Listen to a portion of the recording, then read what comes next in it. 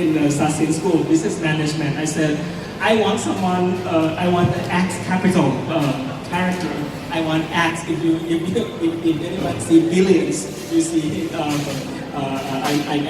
need a financial character for this education line. So he's the one who offered himself to the talk, and he's going to talk about blockchain, which is the future contract that people, if you don't get it now, you have to know it, because it's the way of trust of the future. Welcome, Kawin. Thank you very much. Happy to meet you. Now, we all heard about Bitcoin before, right? And I'm sure like a lot of us has known someone who either made a lot of money or either lost a lot of money from it, right? And actually, what actually enabled Bitcoin to become what it is actually blockchain. Now, when we look at sort of the way we do online shopping nowadays, right? How do we go about doing it?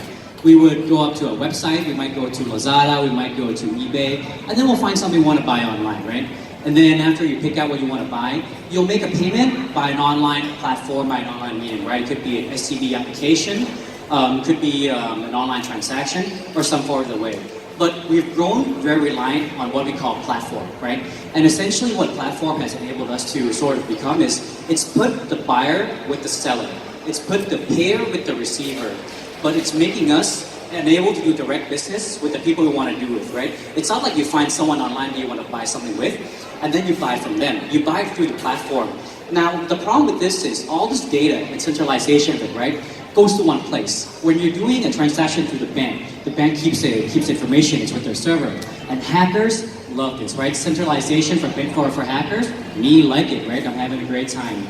Now, the sort of sad part about all this is that 47% of American adults have actually gotten their personal information hacked by some way, right? And actually in 2018, just very recently, a few months ago, a Canadian bank was robbed of the private data of 90,000 people, which is all their customers, right? So I mean, this is a very real thing that we're facing in society right now. So the system that we have right now in the world, which is going to stop this, is called blockchain. Now, I'm not going to bore you with the fundamental mechanics of what it actually is, but it's actually a way for us to have safety and privacy based essentially in our data. Now, to sort of simplify what blockchain is, I'm going to give you a comparison, right? It's like right now you open up a Google document, a Google Word, and right here you have a list of histories of what happened to the file, and it essentially is kind of the same thing. It's a public ledger or a public accounting system where everybody can see in real time what's happening to the system. And the best part of all this is that it's actually not owned by someone. So for the traditional system, we have someone transferring money to someone through the bank, and the information is kept there. But in this sense, everybody owns the data, and it's one chain that is publicly owned and accessible by everyone. Now, the keyword that I'm going to keep iterating here is going to be everyone and the ownership of it. Now, I'm going to bore you real quick with essentially what it is, but a blockchain has only three sort of key fundamental characteristics of it, which is ordering or sequence of how the chain comes in or the request of the public ledger, security, or why is it more safer than what is traditionally being done in the current system, and it's done on a P2P network or peer-to-peer network. So no institution actually owns this system, and it's actually us that owns the system. And the way it works is that when you want to create a public ledger, the system would broadcast or verify that there's a ledger that needs to be approved. And then it goes through a system called the SHA-256, which is a very complicated way of saying it's secured. And then all the other blocks basically have to wait. Now, the SHA-256 is essentially 256 either letters or words that needs to be sequenced together properly in order to verify that this is real. So what's really complicated about this? Look at how many possible combinations there are possible to do this. So no one computer can crack this alone. So we require multiple computers, so nobody has access to verifying this on their own. Now, a few things that I just want you to keep in mind from the talk today, and I hope I'm not boring you too much, is that Bitcoin, right, just started a few years ago, 20 million users right now. And right now, only 0.5 of the internet actually even knows or is using blockchain right now. And sort of the crazy part is the banking system is going to be fully disrupted by 2024. Now, data privacy is actually a real concern in our everyday life right now, and I tell you why. Who heard about Facebook data leaked just a few months ago, right? I'm sure we've all heard about it. Now, 3 million of our data actually got leaked out to the public to be downloaded by anybody to use. So essentially, it sounds kind of funny because we live in a digital world, But the issue of digital security is still a concern that we can be aware about.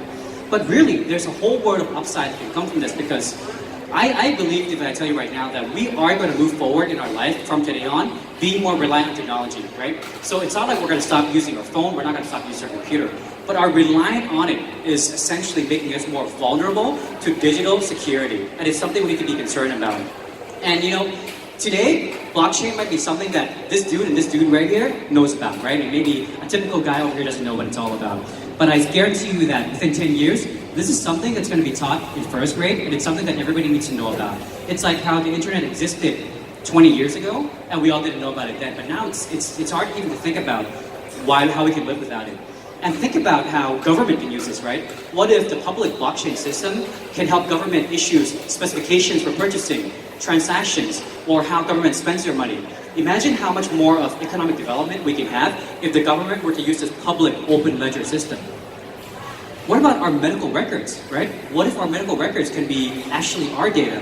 What if you go to a new hospital today and you can actually bring your data with you and give it to the doctor? What if all your medical records are there in your hand to give to anyone that you need to give care to?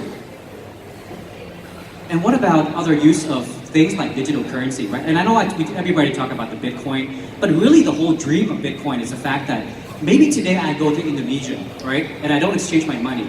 Maybe I have some Bitcoin on hand, and with the help of blockchain, I can go up to some random coffee store in Bali, and I can pay with just my Bitcoin. I mean, of course, that's a dream until the price went down, probably a year ago. And what about the voting system, right? I mean, how many times have we had to go through the fact that, you know, the voting system wasn't correct, the votes are too close, there needs to be a recount. All these problems are solvable with an open public ledger system, which will help create transparency and privacy of data that can help solve a lot of this issue.